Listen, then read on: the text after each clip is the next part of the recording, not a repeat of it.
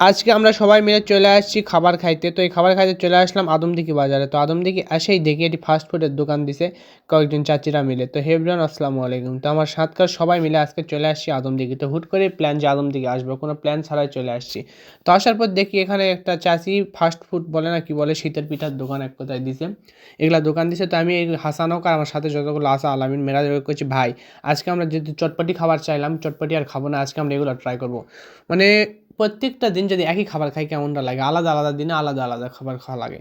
তো এইভাবে ভাবলাম শীতের যেহেতু সিজন, শীতের পিঠা খাওয়া যাক কীরকম লাগে। তো আলামিনও করছি তুই একটু অর্ডার কর, তাও আমরা দাঁড়িয়ে থেকে না ভিডিও টিডিও করে আশপাশ দেখি। ফাইনালি আমাকে পিঠা রেডি। তো দেখো এক ডালালি আমি রেডি, কে কোনটা খাবে খালি হুঁশ পাচ্ছে না, সবাই কারাকারি লাগিছে। তো এত টেস্ট কি বলবো, তোমরা বলবা ভাই একটা খাই কীভাবে রিভিউ দাও।